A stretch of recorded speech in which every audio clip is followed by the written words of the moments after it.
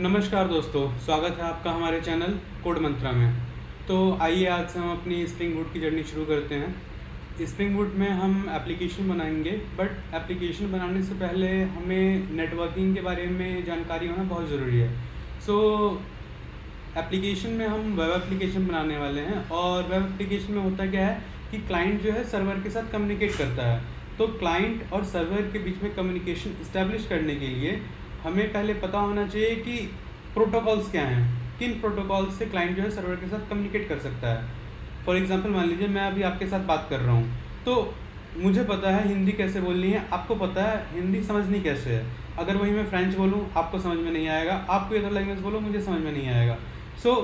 हम दोनों के बीच में एक सेट ऑफ रूल्स डिफाइंड है जिसके थ्रू हम कम्युनिकेट कर पा रहे हैं। सिमिलरली होता क्या है कि फॉर एग्जांपल आप सपोज कीजिए कि ये क्लाइंट है, और suppose that this is the client and this is server. So for communicating, to establish the communication between the client and server, there should be something in the middle, that's called the protocol. Protocol is set of rules which defines that how the two systems over the internet would communicate with each other. So for the communication to take place, there should be protocols, there should be rules that the client would send to server and the server would send to client, and both of them can understand each other. So client would say that I can understand application JSON file, I can understand XML files, I can understand text files. So there would be communication in the similar way only. अगर मैं आपसे बात करूं, आपने networking में पढ़ा होगा, हम जब ये नेटवर्किंग पढ़ेंगे तो हम देखेंगे कि ये नेटवर्किंग प्रोटोकॉल्स क्या होता है। मैंने आपको ऑलरेडी बता दिया कि नेटवर्किंग प्रोटोकॉल्स होते हैं वो सेट ऑफ रूल्स होते हैं जिससे over the internet to server and communication के बीच में कम्युनिकेशन इस्टेब्लिश होती है। अगली चीज़ हमारी आती है what is client server model. कि क्लाइंट सर्वर मॉडल क्या होता है, मैं वो भी आपको बताऊंगा कि क्लाइंट और सर्वर मॉडल होता क्या चीज़ है। उसके बाद में हम अलग अलग प्रोटोकॉल्स की बात करेंगे, what is HTTP protocol, what is TCP protocol, what is UDP protocol, FTP protocol and SMTP protocol. But हम सभी जानते हैं ये सारे प्रोटोकॉल के बारे में बात करने से पहले हम जानते हैं कि ये प्रोटोकॉल आते किस कैटेगरीज में है। एप्लीकेशन अगर मैं नेटवर्किंग लेयर्स की बात करूँ तो हमारे पास टोटल 7 लेयर्स होते हैं। पहला application layer, presentation layer, session layer, transport layer, network layer, data layer and physical layer. जो अभी हम डिस्कशन में बात करने वाले हैं वो हम दो टॉपिक के ऊपर बात करेंगे। पहली चीज़ एप्लीकेशन लेयर और दूसरी चीज़ ट्रांसपोर्ट लेयर। ये दो मेन लेयर्स होते हैं जिसका हम वेब एप्लीकेशन में यूज़ करते हैं या फिर डे टू डे लाइफ में यूज़ करते हैं। बाकी सारी चीज़ें भी यूज़ होती हैं, बट उसकी डिस्कशन जब हम उसके ऊपर कोई एप्लीकेशन बनाएंगे या फिर उसके ऊपर कुछ काम करेंगे तो मैं आपको बताऊंगा। अभी जो हमारा मेन जो रोल है वो है how the client communicates with the server. Client server model क्या होता है, there is a client, suppose that this is the client and this is the server. Client would always raise the request to server. Client request भेजेगा, server would process that request and server would send the response. Client ने यहाँ पे request initiate करी, server ने उस request को process किया और प्रोसेस करने के बाद में सर्वर आपको रिस्पॉन्स देगा।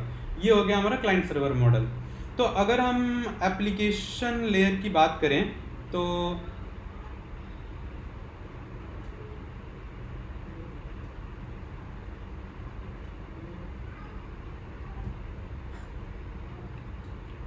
एप्लीकेशन लेयर में हमारे पास दो चीज़ें आती हैं। पहली चीज़ जो होती है वो होता है एक client server protocol,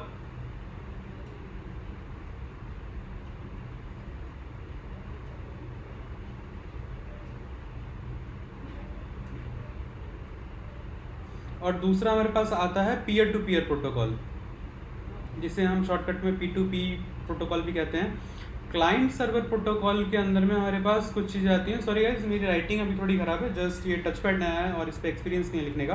first time using it, just bear with this thing, because मेरी राइटिंग ऐसी है दैट थिंग डजंट मैटर। और सॉफ्टवेयर इंडस्ट्री में वैसे भी राइटिंग का कोई फ़र्क नहीं पड़ता क्योंकि आपको हमेशा सिस्टम पे ही काम करना है। क्लाइंट सर्वर मॉडल में सबसे पहले हमारे पास जो प्रोटोकॉल आता है वो होता है HTTP प्रोटोकॉल। उसके बाद में हमारा जो प्रोटोकॉल होता है वो होता है FTP प्रोटोकॉल। देन हमारे पास प्रोटोकॉल आता है SMTP protocol, and then at last I would say that हमारे पास आता है web socket.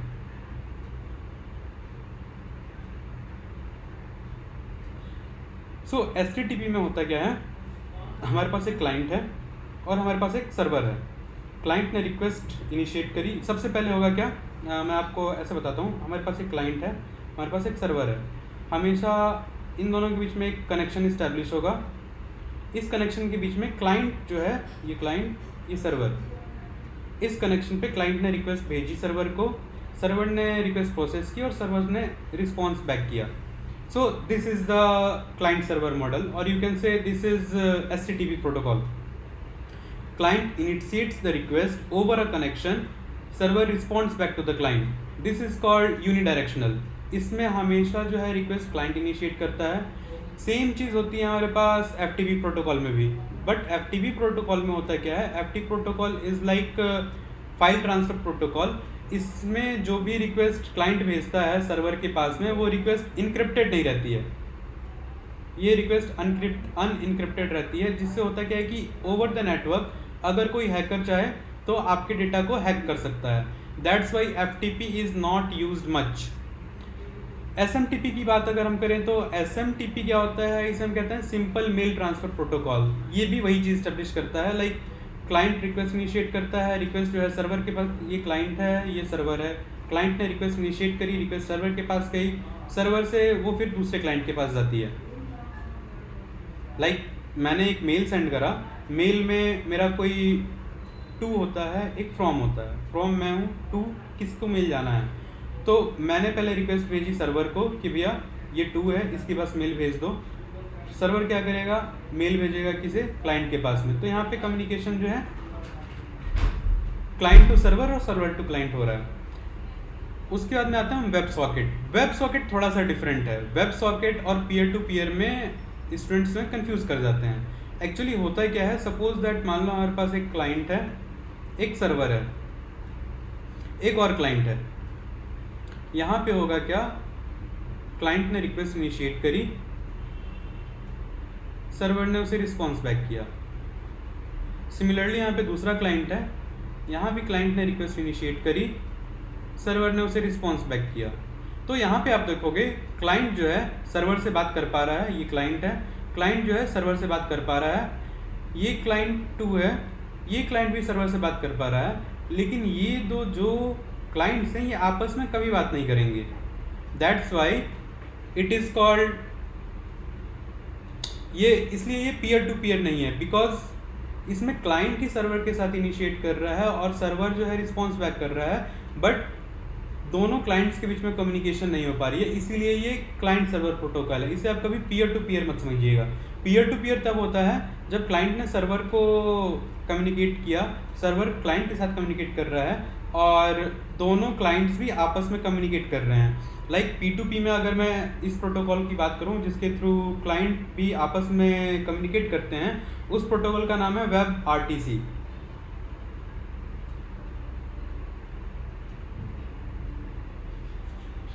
So web RTC में क्या होता है, सेम ये वेब सॉकेट जैसा होता है, बट इसमें डिफरेंस क्या होता है। Let me make a fresh diagram. This is the client, this is the server, and this is another client. Let me write, this is C1 and this is C2 and this is server. Here client is communicating with the server, server is communicating with the client. Similarly here also client is communicating with the server, server is communicating with the client. In spite of that, these two clients are also communicating with each other. So that's why this protocol is called web RTC protocol. So ये हो गया हमारा दोस्तों application protocol. Now अब हम बात करेंगे transport layer की। ट्रांसपोर्ट लेयर में क्या होता है। सो यहाँ पे होता क्या है कि let me right it down.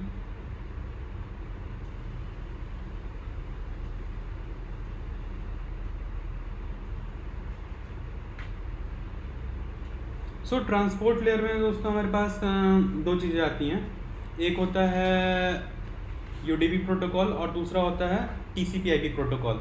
सो अगर मैं बात करूं तो यहाँ पे दो चीज़ें आ गई, एक हो गया TCP/IP, this is called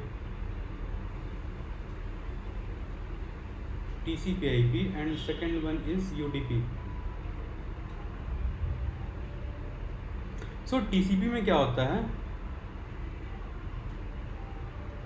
in दोनों के बीच में एक वर्चुअल कनेक्शन इस्टेब्लिश होता है और यहाँ पे क्या हुआ कि जो भी डेटा ट्रांसफ़र करना है उसकी छोटे छोटे पैकेट्स बना लेगा और पैकेट्स बनाने के बाद में उन पैकेट्स की सीक्वेंसिंग हो जाएगी, like 1 2 3. Now this client would send the request to server और server would send the request to the client. After that, client would send the confirmation, like acknowledgement, you can say, कि हाँ I have received the, this is called acknowledgement. So it will initiate the acknowledgement that yes, I have received the first byte, I have received the second sequence number, I have received the third sequence number. Suppose that the fourth sequence got missed in between, so acknowledgement उसके पास नहीं जाएगी. Acknowledgement नहीं जाएगी, then it would send the fourth sequence, it would send the fourth packet again. So इसका फ़ायदा ये होता है कि एक तो हमारी स्पीड फास्ट होती है और दूसरा फ़ायदा ये होता है कि इसमें डेटा लॉस नहीं होता कभी भी. अगर हम बात करें UDP प्रोटोकॉल की, so in UDP protocol what happens that here also there would be connection between them and it also transports the packets of data. जो भी डेटा होता है, डेटा को छोटे छोटे पैकेट्स में डिवाइड कर लिया जाता है और छोटे पैकेट्स में डिवाइड होने के बाद में these packets travel over the network. But यहाँ पे होता क्या है कि इस साइड से इसके पास कोई भी एक्नॉलेजमेंट नहीं आएगी. एक्नॉलेजमेंट नहीं है बट स्टिल इसने क्या किया, दूसरा पैकेट सेंड कर दिया, तीसरा पैकेट सेंड कर दिया, चौथा पैकेट सेंड कर दिया, पांचवा पैकेट सेंड कर दिया. तो इससे होगा क्या कि सारे के सारे पैकेट चले जाएंगे. But suppose that if any packet gets lost in the network, so वो पैकेट्स दोबारा कभी नहीं आ जाएंगे बिकॉज सर्वर को पता ही नहीं है कि जो पैकेट्स मैंने भेजे थे वो ओवर द इंटरनेट लॉस्ट हो चुके हैं. तो इससे होगा क्या कि जो पैकेट लॉस्ट हो गए वो लॉस्ट हो गए, वो दोबारा कभी नहीं जाएंगे क्लाइंट के पास में. सो ये जो चीज़ है, इस चीज़ का यूज़ होता है हमारे पास किस केस में, जब भी हम कोई वीडियो एप्लीकेशंस बनाते हैं, लाइक वीडियो कॉल जो होती है. तो वीडियो कॉल में क्या होता है कि आप व्हाट्सएप पे कम्युनिकेट कर रहे हैं या फिर किसी भी वीडियो ऐप पे कम्युनिकेट कर रहे हैं या फिर आप ब्रॉडकास्ट कर रहे हैं. सो उस केस में क्या होता है कि आपने वीडियो कॉल करी, सामने वाले को हो सकता है कुछ देर का लैग हुआ, तो जितना लैग हुआ वो पैकेट्स आपकी तरफ से अब दोबारा नहीं जाएंगे. जितना लॉस्ट हो गया वो लॉस्ट हो गया. आवाज़ 5 मिनट तक चली गई तो चली गई, वो आवाज़ अब दोबारा नहीं जाएगी. जो लग कर गया वो कर गया. और बट इसका फ़ायदा ये होता है, ये बहुत फास्ट होता है क्योंकि बस इसमें डेटा हम ट्रैवल कर रहे हैं, लाइक एक क्लाइंट से दूसरे क्लाइंट के पास जा रहा है. ये डेटा का एक्नॉलेजमेंट नहीं आ रहा है, जस्ट वन साइडेड कम्युनिकेशन हो रही है, डेटा जा रहा है जा रहा है जा रहा है जा रहा है, एक्नॉलेजमेंट नहीं आ रहा. तो इसकी वजह से ये फास्ट होता है. This is too fast to transport the, or you can say to travel the packets, it's too fast. But in case of TCP/IP protocol, this is also good thing. But इसका use क्या होता है कि जहाँ पे हमें data loss नहीं चाहिए. Suppose that you are downloading something from YouTube और you are downloading something from Udemy. So आप मूवी डाउनलोड कर रहे हो बट आप ऐसा नहीं चाहोगे कि बीच में 5 मिनट की क्लिप जो है गायब हो गई. क्यों? क्योंकि नेटवर्क में कुछ लैग था. नहीं, अगर नेटवर्क में लैग है भी तो आप यहाँ से एक्नॉलेजमेंट भेजोगे कि हाँ I have received this packet, I have received this packet. अगर वो पैकेट का एक्नॉलेजमेंट सर्वर के पास नहीं पहुँचता है, then server would send that packet back to you. So इस केस में डेटा लॉस नहीं होती है. अगर मैं ऊपर जा कर के बात करूँ, सो TCP/IP का यूज़ आपने समझ लिया. TCP/IP का यूज़ होता है कब? जब हमें डेटा लॉस नहीं चाहिए होता है. UDP प्रोटोकॉल का यूज़ कब होता है? जब हमें फास्टेस्ट कम्युनिकेशन चाहिए, उस केस में. बट इसका डिसएडवांटेज ये होता है कि इसमें डेटा लॉस हो जाते हैं. ठीक है. HTTP प्रोटोकॉल की ज़रूरत कब पड़ती है? HTTP प्रोटोकॉल की ज़रूरत तब पड़ती है जब हम वेब काइंड ऑफ थिंग्स बनाते हैं, जिसमें होता क्या है कि क्लाइंट ने रिक्वेस्ट रेज करी, सर्वर उसको रिस्पॉन्स बैक करता है. FTP का यूज़ मैंने बता दिया कि FTP का यूज़ तब होता है जब हमें, FTP का यूज़ बेसिकली होता नहीं है अब, क्योंकि अब सिक्योरिटी बहुत ज़्यादा मायने रखती है. FTP का यूज़ बेसिकली वहाँ होता है जहाँ पे हमें सिक्योरिटी के ऊपर नहीं खेलना होता. तो उसमें हम फाइल को बिना इनक्रिप्टेड किए या फिर अपने रिक्वेस्ट को बिना इनक्रिप्टेड किए सेंड कर देते हैं। बट आज के टाइम पे HTTP और HTTPS आ गए हैं, और HTTPS में होता है क्या है कि हमारे जो रिक्वेस्ट होती हैं, S denotes the security, and security means our request gets encrypted over the network so that अगर कोई हैकर आ भी जाता है वो आपके रिक्वेस्ट को हैक कर भी लेता है, but he cannot read it because the data which is travelling inside the network is in encrypted form. उससे पहले डिक्रिप्ट करना पड़ेगा, डिक्रिप्ट करने के लिए डिक्रिप्शन की चाहिए होगी, that's the long process. I will explain those things in later videos, but yeah security comes on in case of HTTP। SMTP ये यूज़ होता है मेल भेजने के केस में, जो कि मैंने आपको यहाँ पे समझाया। वेब सॉकेट का भी यूज़ होता है। वेब सॉकेट यूज़ होता है जिसमें हमें दो क्लाइंट्स आपस में कम्युनिकेट ना करें, बस क्लाइंट सर्वर के पास रिक्वेस्ट भेज रहा है और सर्वर जो है क्लाइंट के पास रिक्वेस्ट भेज रहा है। हम वेब सॉकेट का यूज़ करते हैं कब, किस केस में? जब भी हम कोई मैसेजिंग एप्लीकेशन बनाते हैं उस केस में। इसमें मैंने आपको एक चीज़ बताई कि ये जो कम्युनिकेशन होता है ये बाई डायरेक्शनल कम्युनिकेशन होता है। इसमें क्लाइंट जो है सर्वर के पास रिक्वेस्ट भेज सकता है, सर्वर भी जो है क्लाइंट के पास रिक्वेस्ट भेज सकता है। इसका हम यूज़ करते हैं जब भी हमें कोई मैसेजिंग एप्लीकेशन बनानी होती है, लाइक मैसेंजर, लाइक व्हाट्सएप। तो उसमें होता है क्या है, क्लाइंट ने एक मैसेज भेजा सर्वर के पास।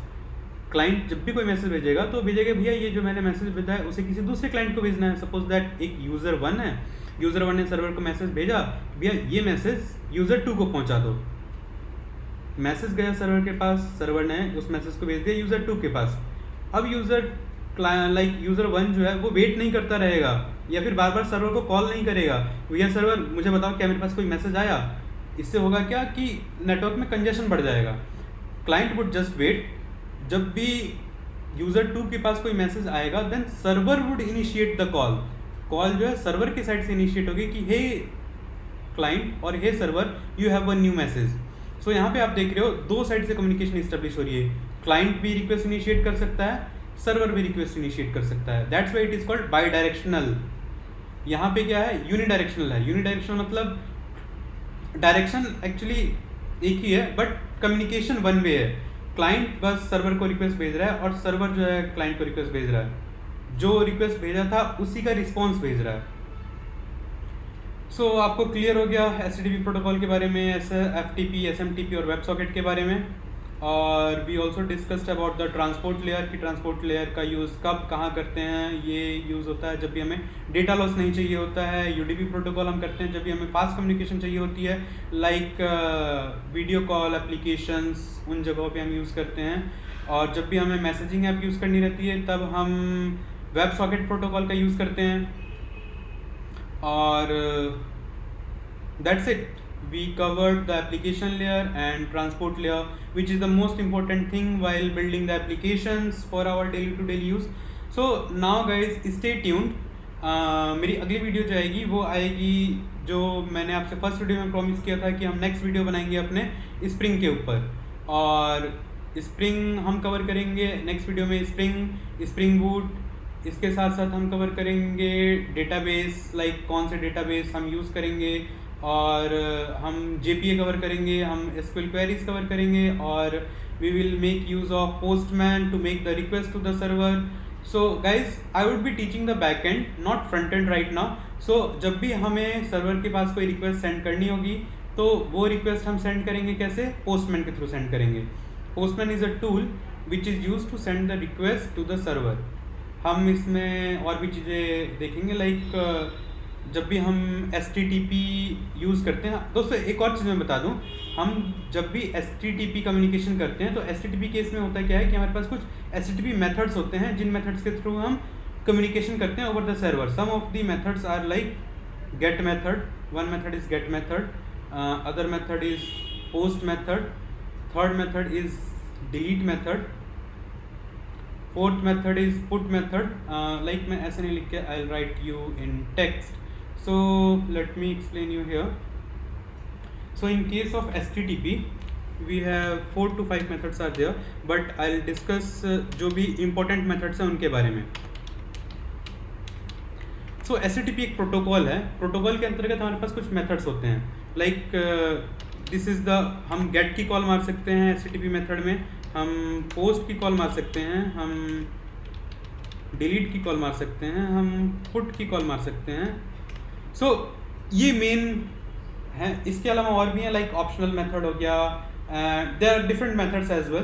बट गेट के केस में क्या होता है, the get says that, suppose that हमारे पास एक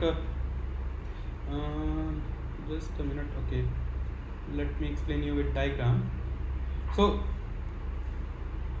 हमारे पास क्लाइंट हो गया और ये सर्वर हो गया। सो जब भी क्लाइंट रिक्वेस्ट इनिशिएट करेगा तो क्लाइंट की कुछ रिक्वायरमेंट्स होती हैं कि क्या उससे रिक्वेस्ट करना है सर्वर से कोई चीज़ गेट करने के लिए। जब भी उसे सर्वर से कुछ गेट करना होगा सो वो गेट की कॉल इनिशिएट करेगा, जिसमें होगा क्या कि वो अपने URL में ही कुछ पैरामीटर्स देगा and based on that parameters server would respond something back to the client. Post में क्या होगा, in post call server would send something inside the body. हमारे पास जब भी हम सर्वर पे रिक्वेस्ट भेजते हैं तो रिक्वेस्ट भेजने के लिए एक तो हम URL पार्ट का यूज़ करते हैं। URL में होता क्या है कि हम बताएंगे सबसे पहले, URL is like, suppose that हमारा कोई URL है, दैट URL स्टार्ट्स विद, अगर मैं गूगल का ही एग्जांपल ले लूँ तो that URL starts with http://google.com। सो जो हमारा इनिशियल पार्ट है, दिस पार्ट डिक्टेट्स दैट हम कौन से प्रोटोकॉल का यूज़ करने वाले हैं, और ये मिडिल पार्ट जो है ये DNS है। लाइक ये एक IP भी होती है, IP का ही एक नेम हम दे देते हैं कि भैया जब भी हम google.com को हिट करेंगे तो वो कौन से IP को जाकर के हिट करेगा। सो उसके बाद में हम यहाँ पे अगर आप देखोगे google.com को हिट करके वो बहुत सारे पैरामीटर सेंड करता है। सपोज दैट मैंने यहाँ पे बस ऐसे ही सेंड कर दिया लाइक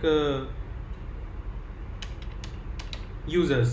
सो नाउ ये मैं जस्ट डेमो के लिए बता रहा हूँ, ऐसा होता नहीं है कि गूगल पे, बट आपकी अपनी कोई एप्लीकेशन है और उस एप्लीकेशन का नाम मैं फ़िलहाल के लिए रख लेता हूँ कैंसिल, उस एप्लीकेशन का नाम मैं रख लेता हूँ फ़िलहाल जस्ट फॉर डेमो पर्पस मैं रख लेता हूँ example.com या फिर demo.com। सपोज दैट मेरी एक एप्लीकेशन है https://demo.com। उस demo.com से मुझे यूज़र्स की सारी लिस्ट चाहिए, then I will send the users, then what it will do that it will return the list of all the users. और ये जो मेरी कॉल जाएगी ये कॉल रहेगी गेट टाइप की। So in the Postman I will mention that ये जो रिक्वेस्ट जा रही है गेट टाइप की है। सो सपोज दैट अब मुझे इसी पे एक यूज़र क्रिएट करना है। सो क्रिएट करने के लिए मैं क्या करूँगा, यहाँ पे लाइक URL मेरा बदल जाएगा, आई विल से रजिस्टर। और जब भी मैं कोई यूज़र रजिस्टर करूँगा तो यूज़र रजिस्टर करते टाइम में क्या होगा, मुझे यूज़र की कुछ डिटेल्स भेजनी पड़ेंगी, लाइक यूज़र्स का नाम, यूज़र का ईमेल, यूज़र का पासवर्ड, ईच एंड एवरीथिंग। तो वो सारी डिटेल्स जो है हम URL में नहीं भेजेंगे। ऐसा नहीं है कि हम यहाँ पे ऐसे करके भेज देंगे like /name is equal to ABC and age is equal to 16। No, this is the very bad approach। क्योंकि जब हम URL में ये सारी चीज़ें भेजेंगे तो हमारी जो रिक्वेस्ट है वो आउटर वर्ल्ड में एक्सपोज हो जाएगी, क्योंकि URL तो सबको विजिबल होती है। So for that purpose we send all this informations inside the request body. Request की दो चीज़ें होती हैं, एक तो रिक्वेस्ट की URL हो गया और दूसरा रिक्वेस्ट का बॉडी होता है। सो रिक्वेस्ट के बॉडी में क्या होगा कि हम सारी उसकी डिटेल्स भेजेंगे और वो बॉडी उसके इनक्रिप्टेड फॉर्म में रहेगी।